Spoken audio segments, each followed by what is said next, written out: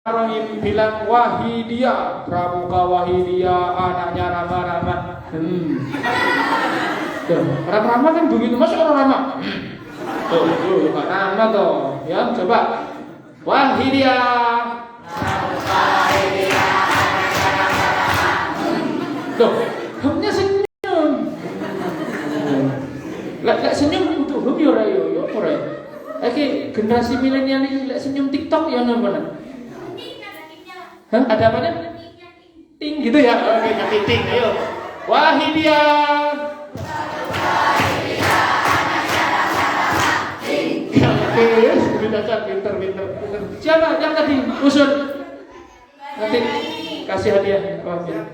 Untuk jawab dia, nggak boleh nanti ada WA saya tadi saya jawab WA sekarang ya. Oke, jadi nanti selama Pak Roy menerangkan kalau ada kata-kata Wahidiyah langsung disambut dengan yel-yel. Misalnya anak-anak Pramuka Wahidiyah.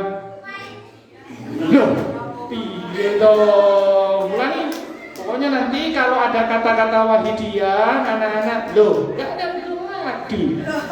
Pokoknya setiap Pak Roy ngomong ya, ada kata Wahidiyahnya.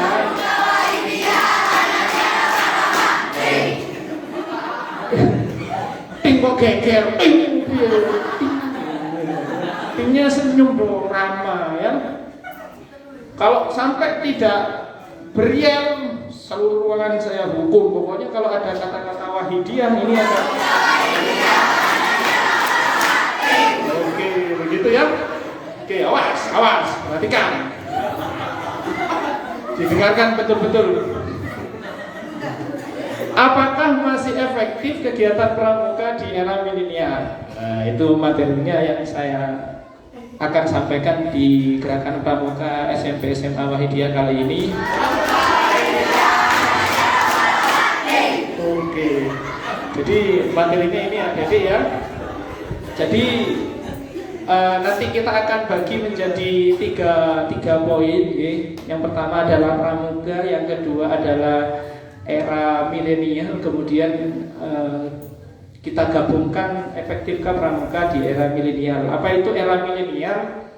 Sebenarnya era milenial ini tidak ada ya dalam kamus sepertinya. Tadi saya coba browsing yang baku itu tidak ada, tapi benar yang tadi disampaikan oleh Kamabikus bahwasanya era milenial ini dikaitkan dengan industri 4.0 yang sekarang sudah mulai berevolusi, nanti insya Allah industri 4.1 insya Allah ya. Jadi 4.0 itu bagaimana sih industrinya? Industri internetisasi sebenarnya. Jadi semuanya berbasis digitalisasi atau teknologi yang mengandalkan teknologi internet. Sebenarnya itu. Jadi semua aktivitas itu pada era milenial ini benar-benar mengandalkan yang namanya teknologi. Kalau dulu kan kebanyakan masih manual. Sekarang pabrik-pabrik sudah banyak teknologinya, sudah nggak mengandalkan keterampilan atau tangan orang. Sekarang juga berkomunikasi tidak perlu face to face,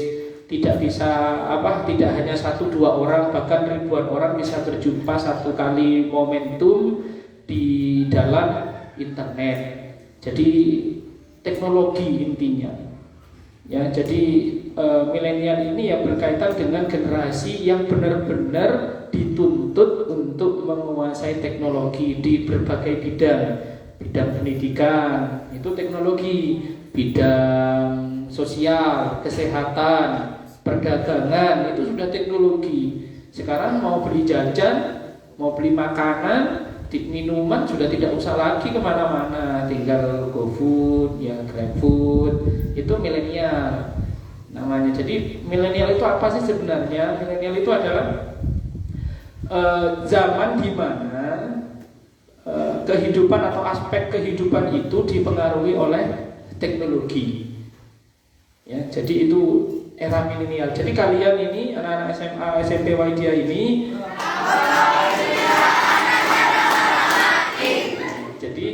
kalian itu berada di mana itu namanya, di era yang disebut era milenial atau era digitalisasi. Jadi kalian harus paham itu. Jadi menguasai smartphone atau handphone pintar itu juga penting karena sekarang memang digital. Ya, jadi itu eranya memang sekarang. Nah, jenengan bisa berdagang melalui ini, bisa belajar melalui ini. Tadi malam sebelum isi materi di Wahidiyah, Pak Rohim, saya yang lupa ini. Jadi saya belajar dulu melalui handphone pintarnya yang saya pegang ini. Jadi saya belajar dulu, cari-cari informasi dan seterusnya. Itu era yang sekarang yang kalian nanti akan hidup, mungkin akan berkembang lagi, tidak seperti ini gitu. Mungkin kalian nanti datang ke sekolah tidak usah pakai kaki, mungkin ya, mungkin entah pakai apa, pesawat atau nanti sepatunya bisa jalan sendiri. Saya tidak tahu, saya tidak bisa membayangkan nanti digital kedepannya seperti apa. Yang mungkin kalian nanti akan mengalami lebih canggih dari yang sekarang ini, karena sekarang ini disebut dengan era digitalisasi. Akan tetapi anak-anak sekalian, digitalisasi ini juga nanti akan memberikan ibaratkan pisau itu dua mata pisau yang saling berlawanan ya. Jadi teknologi ini bisa positif bisa negatif tergantung brandware-nya. Brandware itu orangnya. Jadi peran teknologi itu kan terdiri dari 3 komponen kan ya. Jadi ada hardware-nya atau perangkat kerasnya, ada software-nya atau perangkat lunaknya, kemudian ada brandware. Kunci dari teknologi atau digitalisasi ini adalah brandware. Jadi tergantung manusianya pada dasarnya. Jadi semua alat, semua teknologi tergantung dari manusianya. Handphone ini tergantung siapa yang menggunakan. Ya kalau saya buat pukul begini jelek, apalagi pukul lagi jelek, tambah 3 kali sunat tambah jelek. Nah padahal kan harusnya ini bermanfaat. Kalau saya buka ya, ada Al-Quran digitalnya, saya buat ngaji. Tergantung saya kan. Berarti juga tergantung panjenengan. Jadi teknologi itu tergantung kita. Kalau ditanya apakah teknologi itu bagus atau tidak, tergantung brandware-nya jawabannya, tergantung manusianya. Ombak di laut itu indah. Laut di dasarnya bukan main kekayaannya, tapi bagaimana manusianya. Kalau dimanfaatkan dengan baik, ombak di laut itu akan menjadi sebuah pemandangan dan bisa dimanfaatkan oleh manusia sumber daya alamnya. Tapi kalau laut tidak dimanfaatkan dengan baik oleh manusianya, maka laut akan menjadi sumber malapetaka. Berenang di laut, digulung ombak, ada gempa bumi, tsunami. Jadi tergantung manusianya. Jadi mari anak-anak sekalian, adik-adik sekalian, di era milenial ini kalian harus benar-benar dewasa, harus benar-benar bijak untuk memanfaatkan, atau kalian harus bisa menyesuaikan diri dengan era digital atau era milenial. Kemudian bagaimana sih Kak keberadaan pramuka di era milenial ini? Ya, jadi Pak diundang di Wahidiyah ini dalam jadi untuk membahas sebenarnya topiknya ini, bagaimana sih nanti pramuka itu di era digital? Apakah masih efektif atau tidak? Poin pentingnya tadi saya katakan di akhir, tergantung ada pada brandware. Brandware itu apa? Manusia. Oleh karenanya, ketika manusianya baik, maka teknologinya akan baik. Ketika manusianya tidak baik, maka teknologi juga akan menjadi tidak baik. Kemudian manusia yang baik itu manusia yang seperti apa? Manusia yang memiliki kepribadian dan watak yang baik. Kepribadian dan watak ini disebut karakter. Di mana kita bisa mendapatkan pendidikan karakter? Di kepramukaan. Jadi di sana hubungannya antara generasi milenial atau zaman milenial dengan pramuka itu adalah di pendidikan karakter, yang nanti akan disampaikan mungkin lebih jelas di materi kedua. Jadi efektifkah? Ya pasti sangat efektif. Kenapa sangat efektif? Karena dengan orang-orang yang berkarakter, maka teknologi itu akan digunakan dengan bijak. Maka organisasi kepramukaan itu saat ini sangat-sangat dibutuhkan oleh dunia, khususnya oleh bangsa kita. Karena mohon maaf, sekarang ini kan sedang degradasi moral, degradasi karakter kan. Jadi zamannya sekarang ini kalau saya bandingkan dengan zaman Kak Rohim, mungkin dengan Kak Wahab, sangat jauh karakternya. Bangsa Indonesia itu kehilangan karakter ketimuran. Bangsa Indonesia itu murah senyum harusnya, tapi sekarang sering marah-marah, menghujat, membuli. Sudah banyak, kalau dulu tidak ada kan. Dan karakter, kehilangan karakter, degradasi betul tentang masalah karakter. Contoh saja menghadap guru. Kalau dulu kan, ya mohon maaf, kalau dulu kami guru marah itu tidak pernah kami melihat ke bagian mata, tidak mau kami, tidak berani. Tapi sekarang sudah biasa, ngobrol dengan guru sama dengan teman. Tapi insya Allah anak-anak Wahidiyah tidak seperti itu. Enggak ya? Jadi kan enggak kan ya? Kalau ngomong dengan guru pasti bagus kalau anak-anak Wahidiyah. Jadi begitu. Jadi kehilangan karakternya. Oleh karenanya anak-anak sekalian, pendidikan kepramukaannya sangat penting. Karena jenengan nanti akan dibangun karakternya. Karakternya akan dibangun. Karena begini anak-anak, ada istilah kalau di taklim muta'alim itu, kalau ngaji di pondok itu ya, akhlak itu lebih tinggi dari ilmu. Ilmu tanpa akhlak, wah bahaya anak-anak. Ya, jadi orang berilmu tidak ada akhlak itu bahaya. Akhlak itu ya berkait karakter. Akhlak itu karakter. Oleh karenanya pendidikan kepramukaan ini sangatlah penting, karena nanti anak-anak akan dibangun karakternya. Tujuan pramuka itu kan pembentukan karakter, watak dan kepribadian. Itu jelas itu. Ya, di ADART Gerakan Pramuka salah satu tujuan kepramukaan itu adalah membentuk generasi yang berwatak dan berkepribadian baik. Itu tujuannya.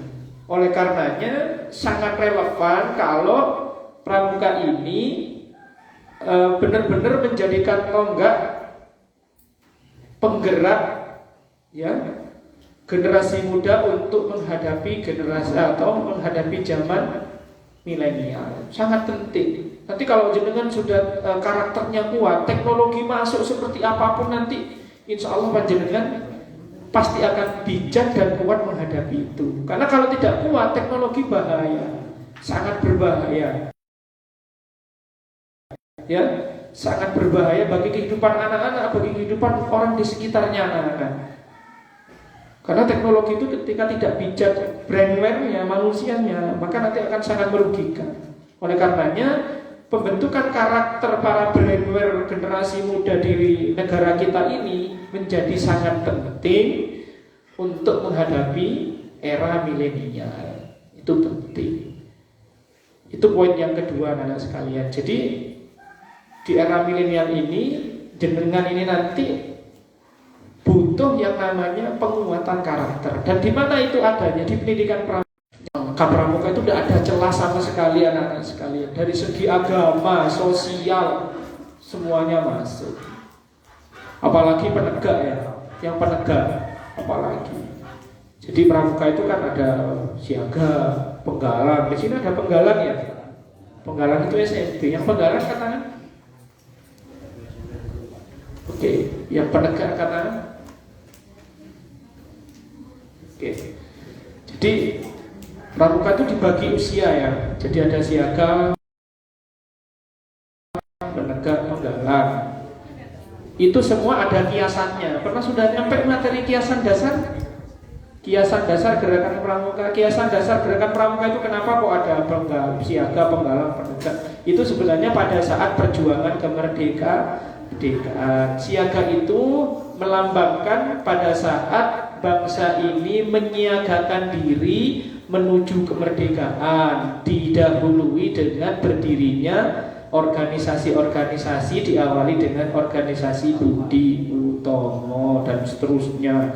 Kemudian persiapan kemerdekaan mulai dari kejadian Rengas Dengklok dan seterusnya, itu namanya menggalang persatuan dan kesatuan. Makanya usia 10 sampai 15 itu disebut penggalang. Kemudian saat pembacaan detik-detik proklamasi atau proklamasi kemerdekaan, itu namanya menegakkan kemerdekaan, makanya disebut dengan penegak. Kemudian pandega dan pembina adalah melanjutkan, jadi mendegakan, melanjutkan, makanya disebut dengan pandega. Itu kiasannya. Oleh karenanya semangat gerakan Pramuka adalah semangat memperjuangkan kemerdekaan bangsa Indonesia yang insya Allah akan berulang tahun di hari Selasa yang ke-76. Gitu anak-anak sekalian. Wahidiyah. Oke. Jadi 2 poin utamanya itu. Kemudian bagaimana seorang anggota gerakan Pramuka di era milenial ini? Ini nanti akan kita bahas. Jadi bagaimana sih Kak Pramuka di era milenial? Kita harus bagaimana? Kira-kira menyikapi ini bagaimana? Kegiatan kita bagaimana? Ya, karena sekarang sudah terjadi penjajahan teknologi ya, penjajahan teknologi dengan game online itu penjajahan sebenarnya. Kalau kita tidak bijak, kita dijajah. Tapi kita tidak merasa dijajah. Karena dijajahnya kalau dulu kan dengan dibunuh, dengan disiksa, sekarang tidak. Dengan hal-hal yang menarik, dengan hal-hal yang membuat kita benar-benar terlena. Dengan adanya handphone, dengan adanya internet, itu kan membuat kita terlena, sehingga kita dijajah. Kalau kita tidak siap, kita dijajah. Akhirnya bangsa Indonesia ini menjadi bangsa yang konsumtif, tidak lagi menjadi bangsa yang produktif. Konsumtif itu apa? Ya mek beli mawon, apa-apa beli, tidak menciptakan, tidak berkarya, tidak berinovasi. Itu yang saya sebut dengan penjajahan melalui bidang teknologi. Jadi menjadi orang-orang yang konsumtif. Beli game aja, biasanya ikonik itu apa itu? Ya itu agak mahal, 100 hampir 1 juta, dan itu kan penjajahan sebenarnya. Kenapa kok kita tidak menciptakan sendiri? Apakah otak kita kalah dengan mereka? Sebenarnya tidak. Tapi kita terlena karena kita tidak siap secara karakternya. Oleh karenanya Pramuka ini penting. Gitu ya. Oke. Berikutnya adalah sekalian, bagaimana gerakan Pramuka di era milenial akan saya sampaikan setelah pesan-pesan berikut ini. Oke. Kalau Pak Rahim bilang cap, tangannya diperhatikan, yang kanan dibentuk seperti ini. Gini, apa ini? Apa-apanya? Cap, apa? Cap. Oke. Kemudian kalau saya aba-aba, cip, tangan kirinya telunjuk naik ke atas. Kemudian mencari tangan kanan temennya. Ya, berarti cap gimana tadi? Cap, cip, dicari tangannya temennya, dicari,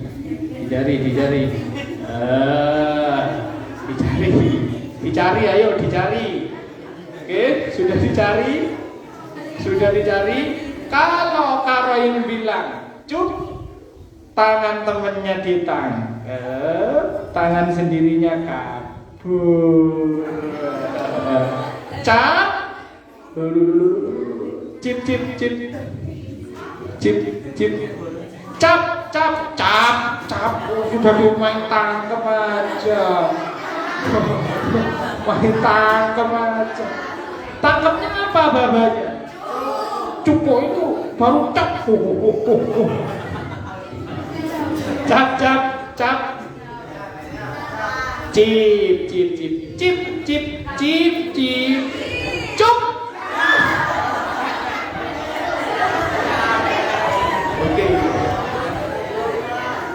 Oke, coba ya. Yang merasa bisa menangkap tangan temannya langsung bawa ke depan, berdiri di depan sini. Ya.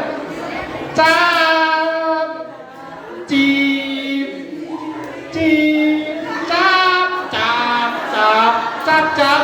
Kok wes cup. Ayo siapa yang bisa nangkap? Bawa ke sini langsung. Bawa ke sini. Ayo yang bisa ditangkap. Ayo bawa ke sini. Bawa ke sini. Ayo bawa ke sini. Ini ya. Loh kok mesramen toh? Yang ditangkap yang mana? Duduk sini, menghadap ke timur. Ayo duduk sini. Cap cap cap, masih kurang. Masih dapat dua ikannya, masih dapat dua. Digoreng kawaan BKIG wis dah, paling enggak uman. Cap cap. Cap cap. Cip cip cip cip cip cip. Cap cap cap cap. Ayo, bawa ke sini. Siapa yang kena tangkap? Bawa.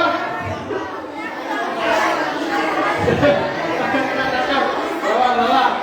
Ya, bawa. Jalannya masih satu, jangan imbang ya, jangan imbang. Cap, cap, cap. Cap. Ayo, cap. Cip, cip. Cip, pasang. Cip, konsentrasi. Konsentrasi, cip, cip, konsentrasi. Cap, cap, cap, cap, cap, cap. Cip, cip, cip, cip, cip, cip, cup. Ayo maju. Cewek, ayo cowok. Cewek yang mana lu? Loh, ayo. Cowok satu lagi. Oke, ayo. Siapa yang ketangkap? Cewek kurang tiga. Sekarang cewek saja. Ada yang putri aja. Cap, cap, cap. Yang putri yang putri. Cap, cap. Cip, cip. Cip. Ayo cip. Mana pasang? Cip. Cip. Nempel. Cip. Cip. Cip. Cip. Cip. Mana lagi? Kurang dua. Biar sama kurang dua.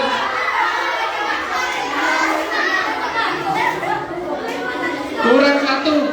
Ada yang ketangkap lagi. Ayo jujur.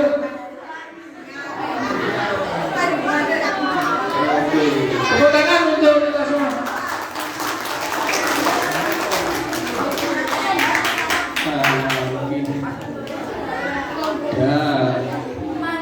Oke. Sudah didapatkan 5 anggota terbaik. Sing ganteng, sing ayu-ayu. Awas, Jonasir KID masih bujang. Oke, nanti di akhir kegiatan harus menghibur teman-temannya dengan yel-yel. Ya, siapkan ya. Oke, Pak Hidia.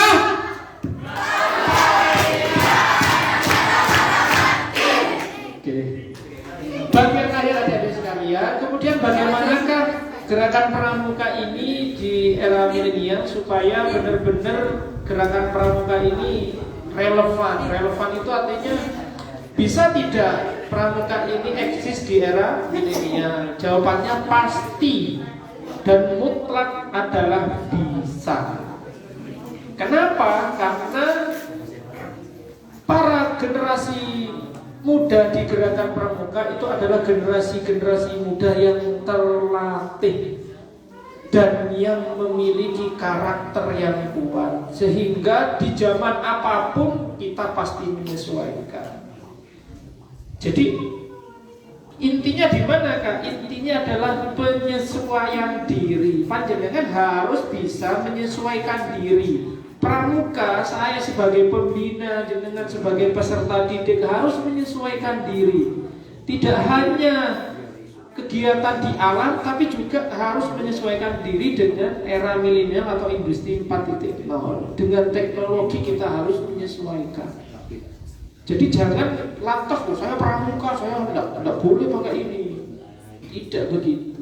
Tapi ini harus kita rangkul. Kalau teknologi digunakan oleh panjenengan yang sudah memiliki 10 kode etik gerakan pramuka melalui dasar dharma, saya yakin teknologi ini akan menjadi manfaat dan kemaslahatan bagi bangsa dan negara kita. Intinya adalah di jenengan.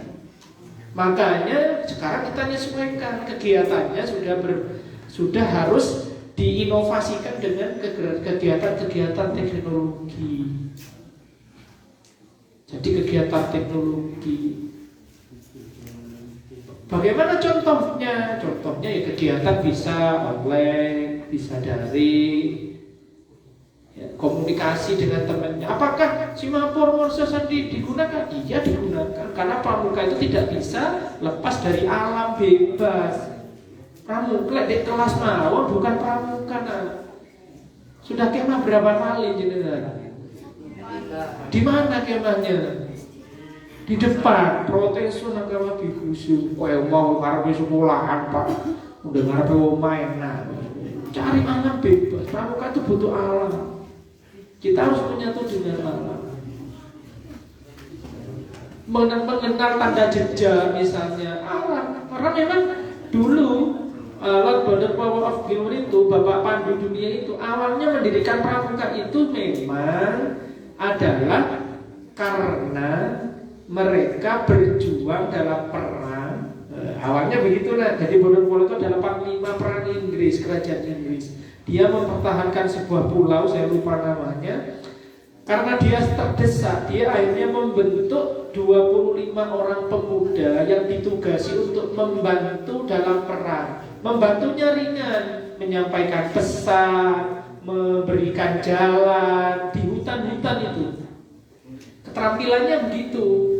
Akhirnya dengan adanya anak-anak 25 pemuda ini, jenderal atau panglima perang Baden Powell bisa mempertahankan pulau itu selama 4 bulan sambil menunggu bala bantuan sehingga dia memenangkan perang. Setelah perang, akhirnya dia kumpulkan lagi beberapa pemuda, dia ajak berkemah, kemudian dia berikan pengetahuan keterampilan tentang alam, ya, supaya mereka nanti menyatu dengan alam dan membantu kerajaan Inggris pada saat itu. Terus itu berkembang, jadilah anggota kepanduan dunia. Jadi dia tulis melalui buku Scouting for Boys itu, buku panduan pramuka dunia. Belum pernah baca ya? Saya pernah, cuma nggak tahu artinya. Enggak, saya cuma baca transitnya saja. Itu banyak itu tentang kepramukaan atau kepanduan dunia yang kemudian masuk di Indonesia. Kepanduan Indonesia dulu Pat Finder kalau tidak salah ya. Kalau anak sudah cermat ini biasanya pinter ini. Jadi di Indonesia itu namanya dulu pada saat India Belanda itu bukan pramuka, bukan kepanduan tapi Pat Finder.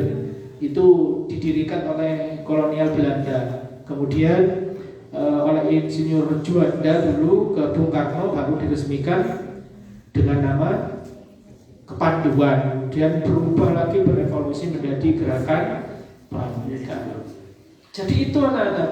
Jadi adik-adik sekalian, bagaimana adik-adik bergiat ya itu harus menyesuaikan dengan era milenial. Jangan apa namanya? Ya kita harus mempertahankan jati diri kita pramuka yang menyatu dengan alam, tapi tidak menutup kemungkinan kita harus menyesuaikan diri dengan teknologi. Fungsi pramuka itu kan ada 3 kan? Jadi fungsi kepramukaan itu ada 3, ada job, ada game, job, means. Jadi game, job, means.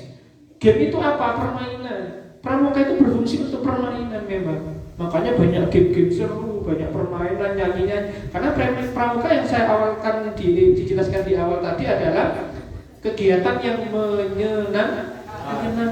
Jadi harus menyenangkan. Makanya fungsi gerakan pramuka itu dalam Scouting for Boys yang diturunkan lagi di SK atau ADRT Kuarnas itu fungsi pramuka adalah game, permainan.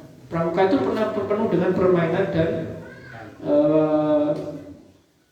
kegiatan yang menggembirakan. Kemudian fungsi yang kedua adalah job, pengabdian. Bagi adik-adik yang penegak sudah mulai beralih fungsi ke job. Permainannya sudah mulai dikurangi, bukan ditiadakan ya, bukan dihilangkan, tapi dikurangi karena mereka sudah ke job. Maka kemahnya bertambah toh, tidak persami, perjusami, tidak jambore, tapi ada kemah bakti. Kemah bakti membaktikan diri karena sudah job, pengabdian. Jadi pramuka ini alat media untuk pengabdian. Kepada siapa? Kepada masyarakat, nusa dan bangsa. Itu penegak, pengabdian. Karena sudah tegak, sudah merdeka. Kalau siaga, penggalang, masih menggalang itu senang-senang model lah si penggalang. Baru biar penggalang itu jangan sopan yang baru ya. Pokoknya penggalang itu pokoknya senang tok. 7 hari 7 malam yel-yelan wis kuat wis pokoknya. Masih pembina jam 5 jam 6 yel-yelan wis mlaku man. Penegak ya wis sengkle Pak, ojo Pak gitu. Jadi karena siap penggalang. Kalau penegak sudah job, pengabdian. Jadi ini adalah sarana belajar mengabdi dengan jenengan. Makanya ada istilahnya kemah bakti. Kemah bakti itu apa sih? Kemah di mana kita mengabdi ke masyarakat, membaktikan diri ke masyarakat. Namanya kemah bakti. Nanti tanya lebih lengkapnya ke pembinanya. Ya, tanya, jangan nunggu. Karena penegak itu mutunya dari penegak untuk menegak. Pernah dengar penegak itu mutunya itu? Kalau saya dengar, karena saya kalau membina penegak tidak mau saya. Materi itu paling saya sebulan sekali. Kak, nanti latihan umum dari penegak untuk penegak. Nah, gitu aja. Ya Kak, jadi ada orang balik. Nata sendiri, ya materinya sendiri bergantian, undang-undang sendiri. Karena untuk dari penegak untuk penegak sudah tegak, sudah merdeka, tidak boleh tergantung pada orang lain. Itu penegak. Jadi ojo mesulo di pembinamu, ayo penegak. Kami pasti tak jawab tanya kembali kalau saya. Kan mau adakan persami, loh kok tanya saya. Jadi kalau jenengan sudah penegak berarti ya harus benar-benar berdiri berdikari sendiri. Pembina tugasnya apa? Mengawal saja. Paling nyawang-nyawang. Jadi pembina-pembina jenengan tinggal mengontrol aja. Jadi karena memang harusnya begitu. Kalau kalian kok dipandu terus oleh pembinanya, bukan penegak kalian. Makanya ada pradana wati sudah lengkap itu dengan keraninya dan seterusnya, dengan juru uangnya, dengan CV-nya sudah bergerak sendiri karena memang penegak. Ya, jadi itu. Jadi bagaimana pramuka di era milenial tentunya akan benar-benar memiliki peranan yang sangat penting dan sangat-sangat relevan. Karena intinya adalah teknologi tanpa dikuatkan oleh manusia-manusia yang berkarakter yang kuat, maka teknologi akan menjadi sia-sia, bahkan akan menjadi malapetaka bagi kehidupan manusia. Oleh karenanya, mari siapkan diri adik-adik sekalian dengan karakter yang kuat, dengan mengamalkan kode etik Gerakan Pramuka melalui Dasa Dharma dan Trisatya yang sudah diterapkan di latihan adik-adik nanti di masyarakat, sehingga Gerakan Pramuka menjadi tonggak, menjadi menjadi benar-benar benteng bagi penguasaan teknologi atau di era milenial di negara kita ini. Mungkin itu adik-adik sekalian. Kalau waktunya masih ada, mungkin mau tanya jawab, monggo. Kalau mungkin sudah tidak ada, nanti akan kita saksikan penampilan dari teman-teman yang ada di depan. Oke, sambil disiapkan, saya buka pertanyaan mungkin 10 menit kawal sampai jam berapa ini?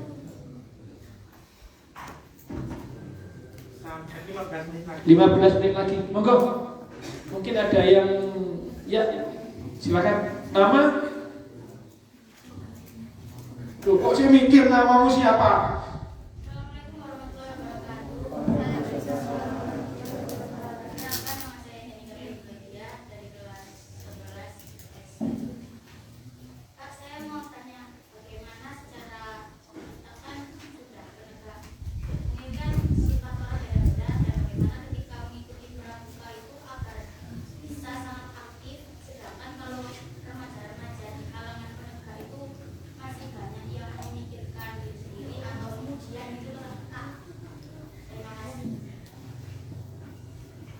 Langsung dijawab apa sambung pertanyaan? Langsung ya. Penegak itu memang organisasi yang paling sulit memang. Artinya sulit kenapa? Karena perubahan secara fisik dan psikis. Penegak itu sudah mulai pubertas ya, rata-rata sudah remaja semua, sehingga perlu kegiatan-kegiatan yang menantang. Jadi kegiatan-kegiatan yang menantang. Oleh karenanya yang bagus itu memang benar-benar dari penegak untuk penegak, sehingga kegiatan itu nanti harus sesuai dengan keinginan dan karakter di masing-masing gugus depan. Kalau di sini kesenangannya apa, misalnya teknologi ya, kegiatan mungkin kebanyakan yang bersifat teknologi. Itu yang kegiatan supaya menarik ya. Jadi harus sesuai dengan karakter masing-masing. Kemudian karena tadi dari psikis mereka sudah dewasa, otomatis akan ada jiwa pemberontaknya, egoisnya itu pasti ada karena sudah penegak. Tukaran ini penegak sampai penggalang apa siaga nggak podo kan? Siaga cakar-cakaran, jambak-jambakan mari ngono dulinan. Ya siaga ya, orang bina siaga hampir 2 tahun di SD Modern Amplifain. Jadi berkelahi, mari tak marahi, nanti main, yuk gendong-gendongan. Saya marahin, saya minta gendong. Kamu kok main terus gendong kah? Gendong gimana? Itu siaga. Penggalang sudah mulai agak dewasa.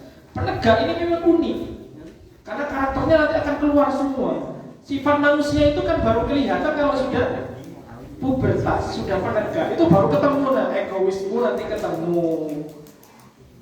Ya, kamu nanti bisa ngapain itu ketemu.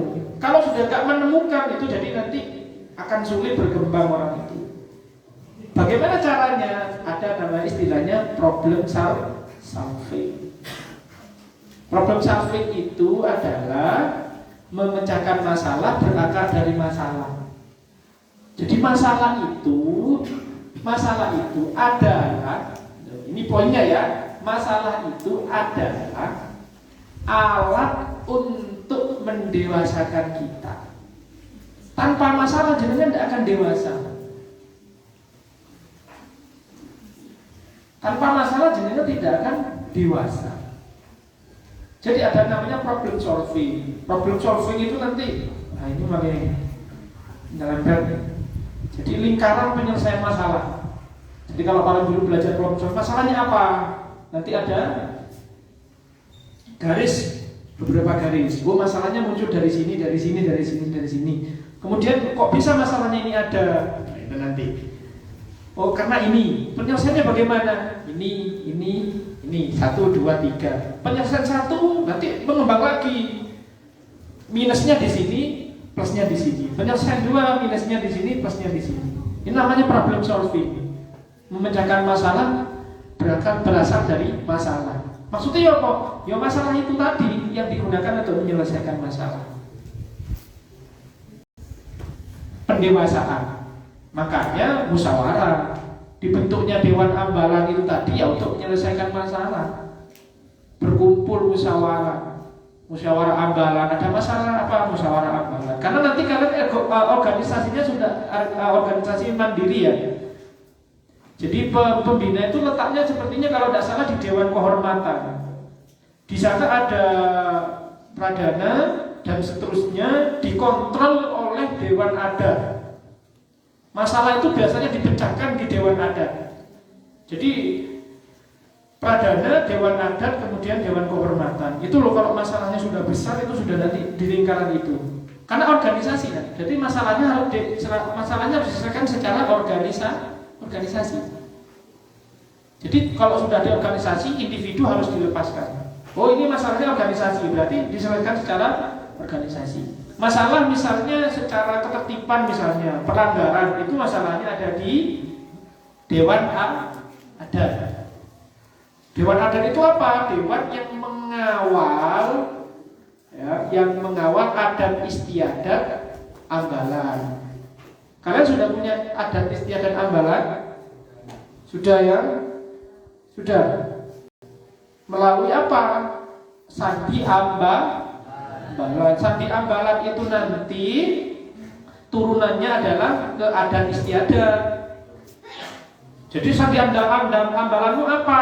Turunannya nanti adat istiadat. Adat istiadat itu simpelnya apa sih?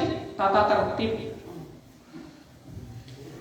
Yang mengawal guru tatib namanya dewan adat. Karena dari penegak untuk penegak semuanya terdiri dari panjenengan.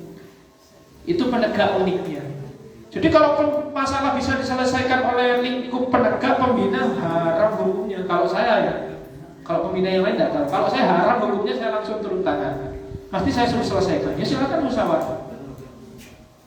Tapi saya selalu mantau karena tugas pembina di penegak itu ya gampang-gampang angel. Gampang-gampang angel maksudnya bagaimana? Nah, ya kalau saya terlalu dominan ke jenengan tidak berkembang, kalau saya lepas karena jenengan jiwa muda. Saya itu masih muda dulu yuk, gak seperti ini rek langsing ganteng. Mari ngono yo bersemangat terus, gak gampang ngantuk. Belakangnya kayak sarukan dulu. Karena muda gitu loh. Ono apa-apa itu kayak ya gak bener ini. Wah, ini harusnya begini. Karena jiwa muda. Memang penegak itu uniknya di situ. Oleh karenanya foto dari penegak untuk penegak itu tadi dengan organisasi yang mandiri. Nah, itu nanti akan jadi solusi untuk apa? Solusi untuk memecahkan masalah, solusi untuk memberikan atau menciptakan kegiatan-kegiatan yang menarik. Panjenengan sudah diberikan kebebasan. Saya bagus, saya pengen sekali tahu jurnalistik. Ya sekali-sekali undangannya yo malah pos gitu. Pengen terus cara mengarang menulis, ya penulis, lo tidak masalah. Coba si mampur ngurus sandi penegak itu sudah paradigma berpikirnya sudah beda. Karena penegak ya harus sudah pengabdian. Jobnya harus benar-benar disiapkan. Itu penegakan. Ya. Jadi mumpung ada kamabigusnya ini di sini loh enak ini, mumpung ada kamabigusnya ini. Jadi dari penegak untuk penegak, terus cukup aja. Dari rapat Dewan Ambalan tentukan programnya, ajukan ke pembina, tanda tangan ke kamabigus, laksanakan. Loh, nanti gak menarik kak, ya berarti kalian yang kurang kreatif loh, itu intinya. Ya, gitu ya, bisa diterima ya. Oke, selanjutnya satu pertanyaan lagi. J, penggalan. Penegak apa penggalan? Penggalan, ya. Assalamualaikum warahmatullahi wabarakatuh. Waalaikumsalam. Nama saya Anani Anjanika. Saya ingin bertanya, fungsi pramuka itu kan ada 3, salah satunya permainan. Dalam permainan itu selain fungsinya untuk bersenang-senang, apakah ada fungsi yang lain dan apakah juga terdapat pendidikan karakter di dalam permainan itu? Oke, ini tadi sempat dibahas ya, kita bahas lagi lebih detail.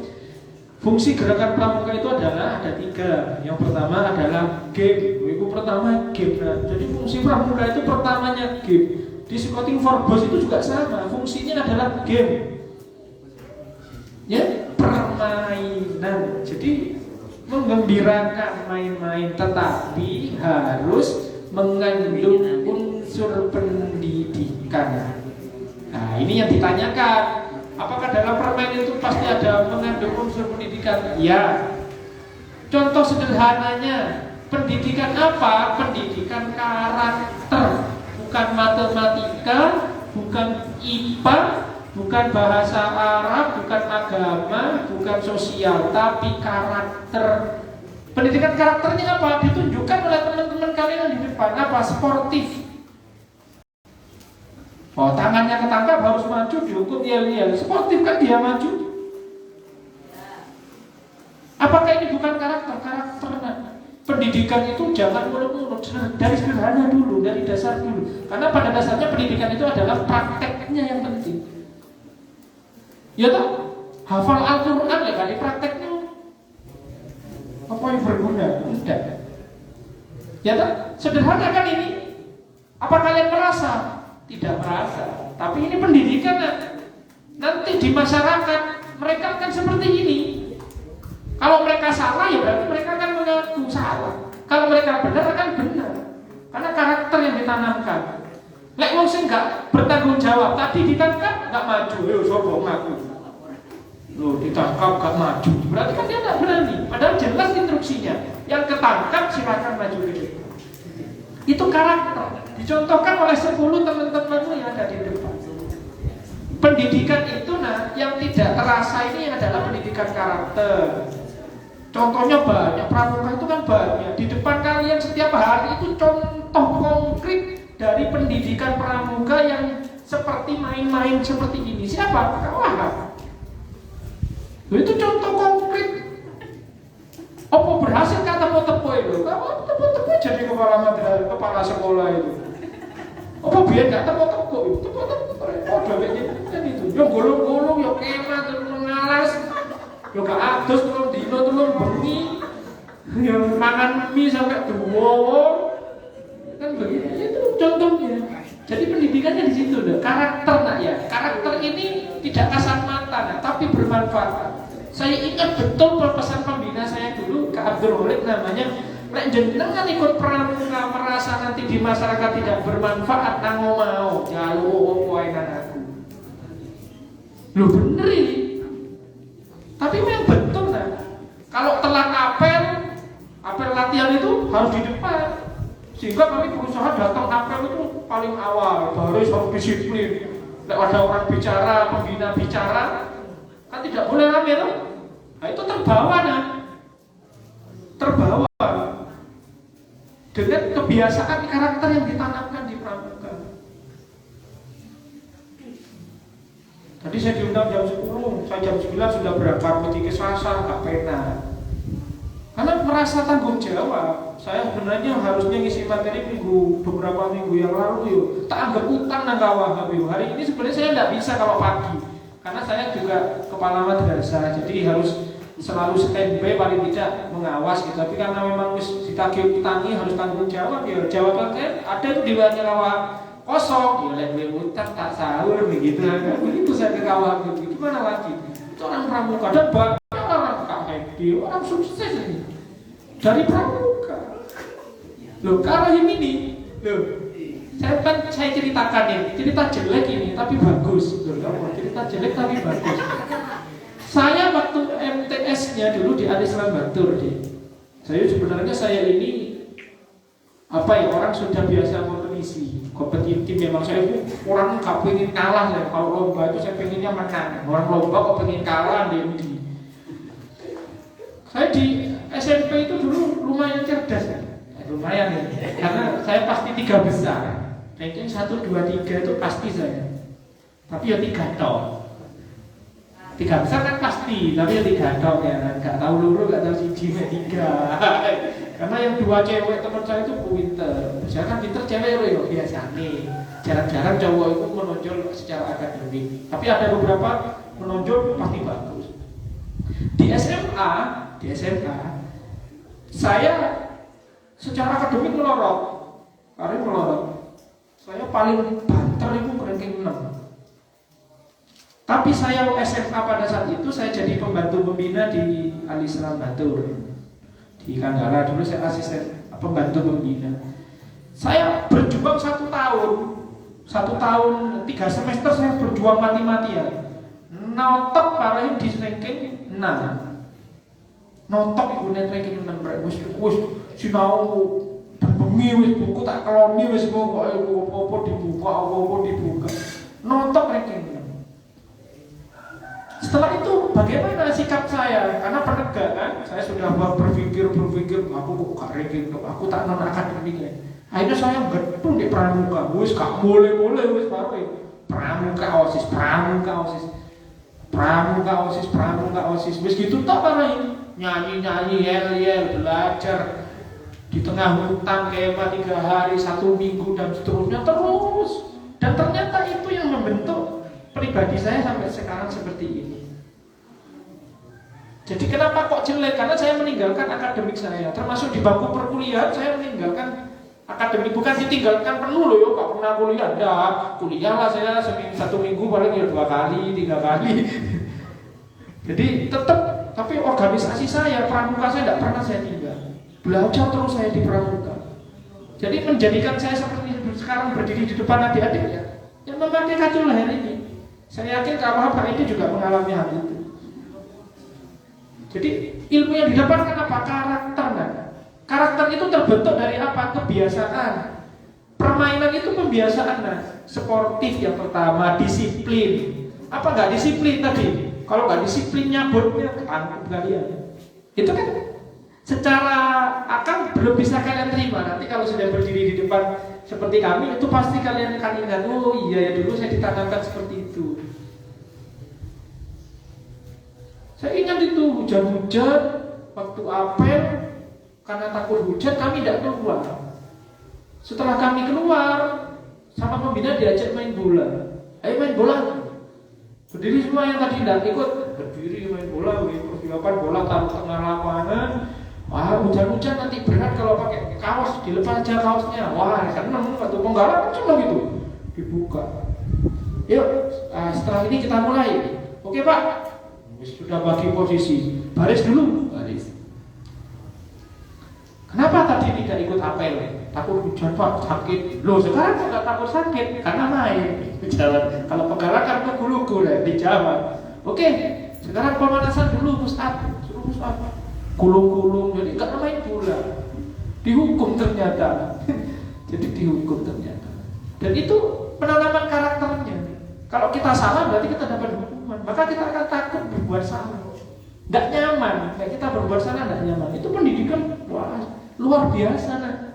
Nggak didapatkan oleh mama atau oleh guru matematika jenengan. Mungkin didapatkan tapi tidak banyak. Tapi di sini kadang-kadang dapat banyak. Jadi apa ya ini namanya? Karakter ini pelengkap gitu loh. Pelengkap, karakter ini pelengkap. Ini ada organisasi, tapi pramuka tidak boleh begitu. Waktu menghadapi guru ya belajar matematika penting, IPA penting, IPS penting, semuanya penting. Cuma tidak dilengkapi dengan pendidikan karakter yang bagus, maka tidak akan maksimal hasilnya. Jadi kami ini ya kemarin ya sekolah ya kalau ya lulus, kuliah ya lulus baru.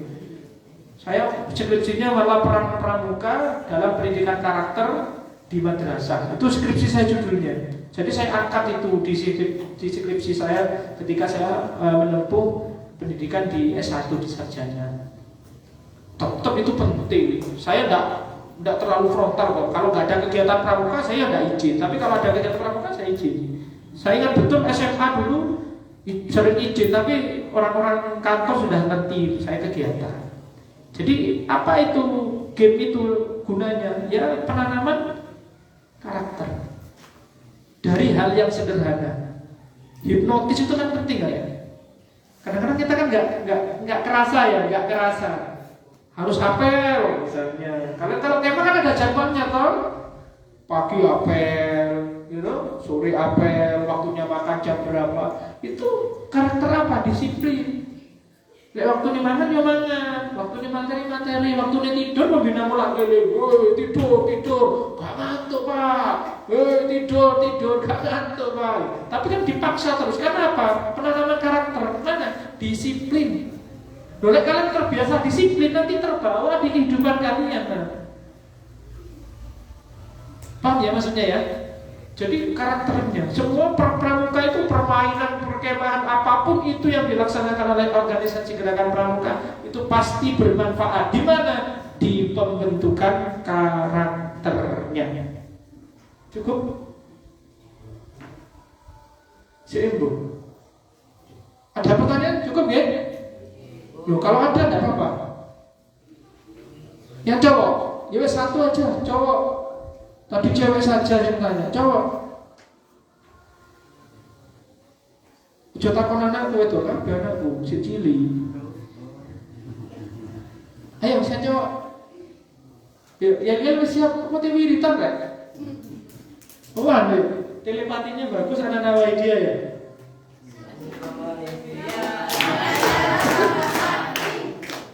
Terus satu Oke. Ya sudah siap? Ada pertanyaan? Si cowok, ayo. Mau tanya apa? Loh, enggak ada deh. Enggak ada cowok yang menarik. Jangan pacaran sama anak sini ya. Enggak ada yang menarik itu. Wawasannya enggak menarik. Enggak ada yang mau ditanyakan ya. Enggak respon dulu. Nanti kalau kecewa terus dia pacaran sama anak-anak yang enggak responsif kayak begini. Ayo, tanya. Kok sing tanya apa sing naksir? Loh, kamu masih takut kok? Wis. Ayo.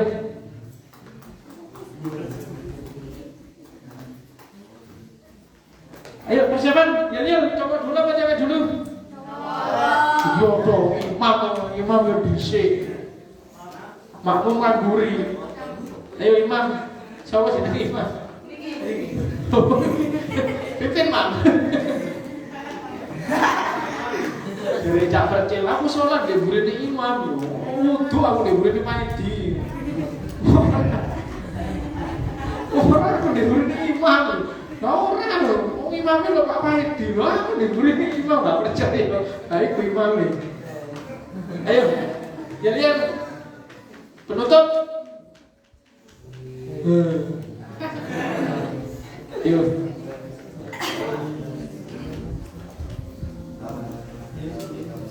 Ayo, coba apa? Kowe wong wiritan ya, cek banter ya ngono. Ayo, dipimpin deh, sing banyak senyumnya, dipimpin Mas siapa namanya? Siapa? Kok lek dadi dokter tak pengen mantul iki.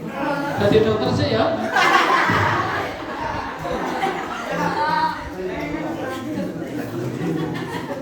Seneng senyum ya, senyum dong. Eling aku masa nome.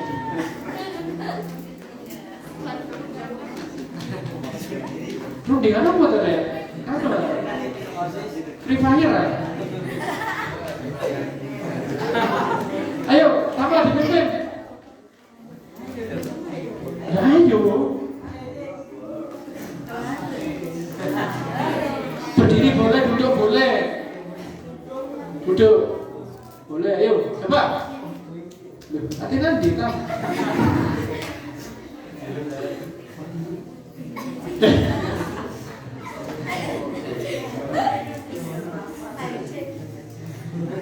Sesuai sekarang sangat dilamar uang, rek. Sangat ditembak uang.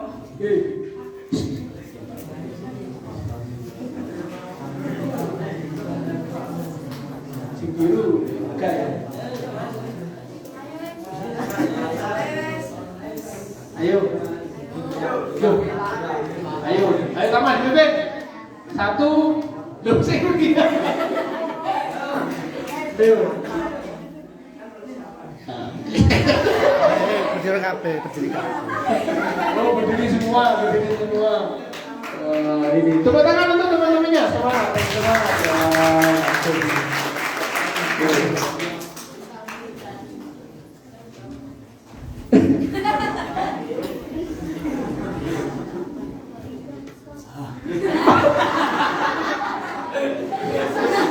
Waktu kami pergi ke perkemahan dan datang hujan yang amat deras.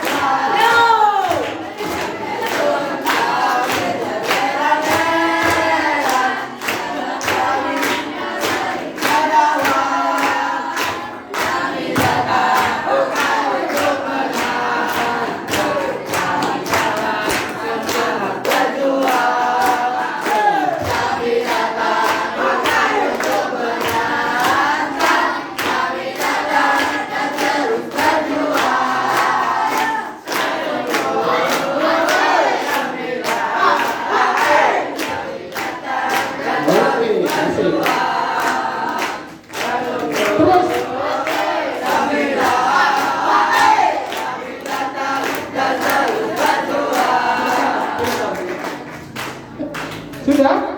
Oke, tepuk tangan untuk Tama dan Tama ya. Duduk kembali. Wah. Tadi dokter nang kowe karo tara beno anakku. Cita-cita saya ini punya meratu dokter. Leloro kena. Ambek siji memang tuh sing sugih dari Pak Sono masuk bahasa Arab.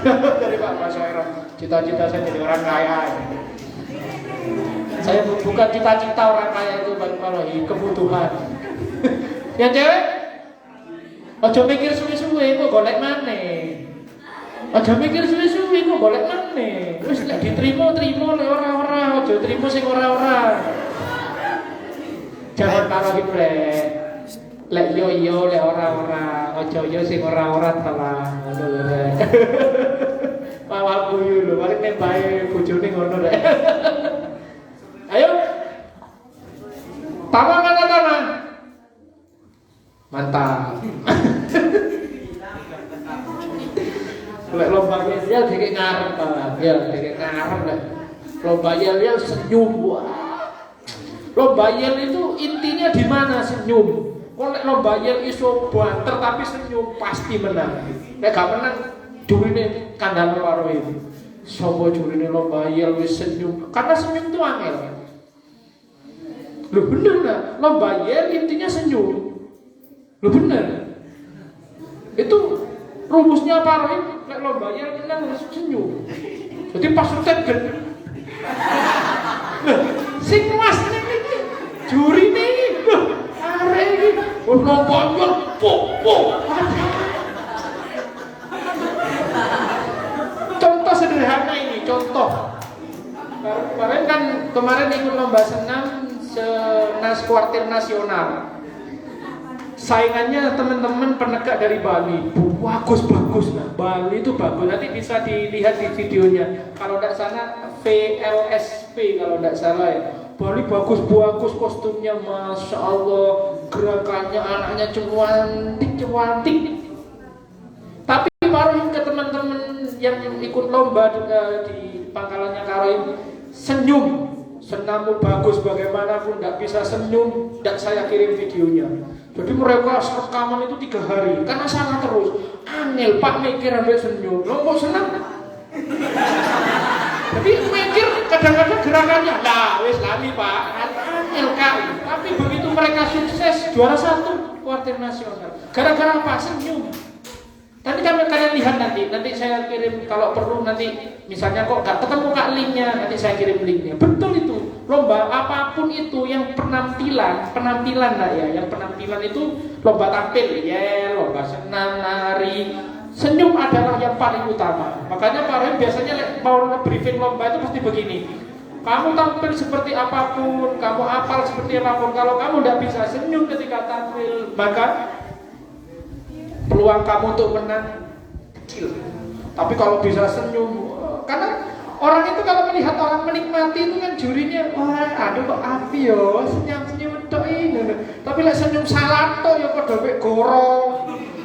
Wah, tapi kuwi aku utamanya tetep ya kudu bener, gerakannya kudu bagus, tapi harus ditambahi senyum. Eling-eling ini golek. Tadi nanti jenengan kan sering lomba juga. Oh jadi Karoin kudu senyum rek lho, pasti itu. Ya, yel, senam, pokoknya yang penampilan sering senyum karena menikmati.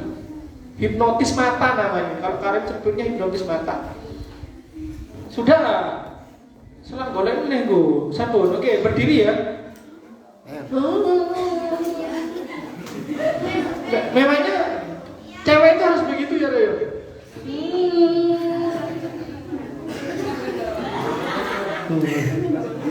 Jangan lupa senyum. Pak, direkam Pak? Siap. Ya. Jangan saya Pak. Saya cukup aja. Loh. Kan lho, lancar lo koyo nek ngegosip lho, Rek. Nek ngegosip kan lancar banget. Malang kota indah sejuknya, mencolok bunga di dalam taman. Selalu disukai wisatawan, sungguh menarik perhatian. Di sana aku dilahirkan dan aku dibesarkan di kota kesayangan. Di sana aku dilahirkan dan aku dibesarkan di kota kesayangan Malang. Malang pancen iki. Terima kasih adik-adik. Senyum. Ya, senyum. Jadi intinya senyum ya. Intinya senyum. Baiklah adik-adik sekalian, sudah 1 jam lebih ya. Rohim ngisi dengan bercanda bergembira ria dengan jenengan. Mudah-mudahan apa yang saya sampaikan dapat bermanfaat bagi diri saya dan juga adik-adik semuanya. Mudah-mudahan gerakan pramuka SMP SMA Wahidiyah. Loh, aku mandek lho. Jadi mudah-mudahan gerakan pramuka SMP SMA Wahidiyah. Ayo awas kalau ketemu Parwin gak senyum, awas. Senyum pokoknya. Mudah-mudahan bermanfaat dan tentunya adik-adik menjadi adik-adik yang lebih baik bagi sekolah, bagi orang tua, bagi masyarakat, bagi agama, bagi nusa dan bangsa. Demikian dari saya secara pribadi, kurang lebihnya mohon maaf. Assalamualaikum warahmatullahi wabarakatuh.